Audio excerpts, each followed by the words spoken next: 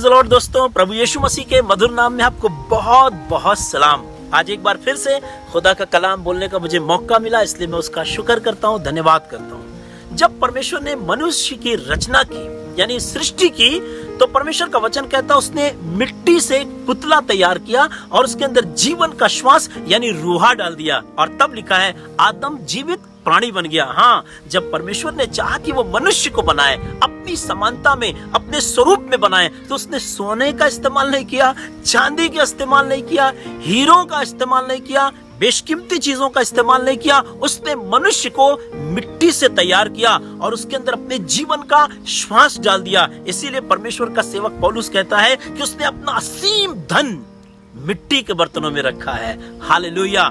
कितनी बड़ी दौलत जो परमेश्वर की है, उसने अपने उस दौलत को मिट्टी के बर्तनों में यानी हमारे और आपके अंदर रखा है। परमेश्वर की सबसे बड़ी दौलत उसकी रूह है, उसकी स्पिरिट है।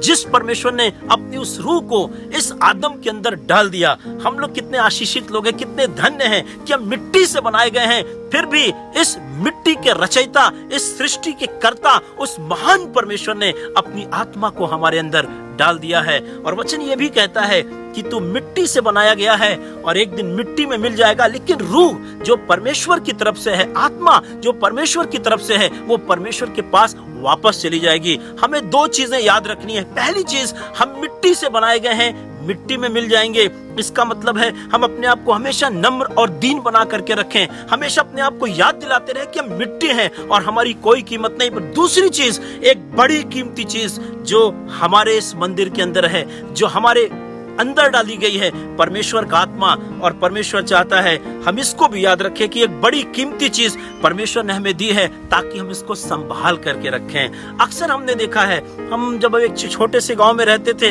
वहां पर एक छोटा सा गेस्ट हाउस था, और हमने देखा जब कोई बड़े बड़े अधिकारी आते थे, अपनी चीजें छोड़ के जाते थे, और तब सारे पुलिस वाले आकर वहां पहरा देते थे। जगह छोटी थी, गेस्ट हाउस छोटा था, पर पुलिस पहरा देती थी कि कोई चीज यहाँ से गायब ना हो जाने पाए। हाँ, हम मिट्टी के बर्तन हैं, मिट्टी से बनाए गए हैं, लेकिन एक बड़ी कीमती चीज खुदा ने हमारे अंदर डाली है, और खुदा चाहता है हम इस पर पहरा लगा के रखें, ताकि कोई हमारी उस रूह को हमारे अंदर से चुरा ना सके, कोई उस परमेश्वर के उद्धार को हमसे छीन ना सके, कोई परमेश्वर की आशीष से हमें वंचित ना कर सके। परमेश्वर का वचन कहता है कि शैतान देखो गरजने वाले सिंह की नाई इस ताक में लगा रहता है कि किसको पाए और किसको फाड़ खाए। इसीलिए परमेश्वर चाहता है कि हम परमेश्वर के अधीन हो जाएं और शैतान का सामना करें। दोस्तों, हमें परमेश्वर के अधीन होने की जरूरत है, और अपने उस कीमती तोहफे को जो परमेश्वर की तरफ से हमें इनायत हुई है, जो खुदा की तरफ से हमें मिली है, उसको प्रोटेक्ट करने की जरूरत है।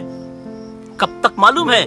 जब तक हमारी जान हमसे अलग ना हो जाए और ये रूह खुदा के पास ना चली गया, और या जब तक प्रभु यीशु मसीह दोबारा हमें लेने के लिए ना आए। आइए हम इस रूह को बचा के रखें, इस रूह को तैयार करें, इस स्पिरिट की पहरेदारी करें। हाँ, मुझे मालूम है आप कई बार फेल हो जाएंगे, आप कई बार नहीं कर पाएंगे, पर डरिए नहीं, घबराइए नहीं। खुदा के कलाम में लिखा है, सुन, इस्राएल का रक्षक ना कभी ऊँघता है और ना कभी सोता है, इसलिए ना तो दिन को धूप से और ना रात की चांदनी से तेरी कुछ हानि होगी। प्रभु का वचन ये भी कहता है कि यदि घर को परमेश्वर ना बनाए तो उसके बनाने वालों का परिश्रम व्यर्थ होगा, और यदि नगर की रक्षा परमेश्वर ना करे तो उसके रखवाला जो उसको जाग करके रखवाली करता, उसका जागना भी व्यर्थ होगा। हाँ, आप अपने इस घर को प्रोटेक्ट करना चाहते हैं, अगर आप चाहते हैं कि इस पर जो रूह है, इसके अंदर जो रूह है, उसकी रखवाली हो सके, वो सुरक्षित रहे, तो एक काम करिए, परमेश्वर को ही अवसर दीजिए,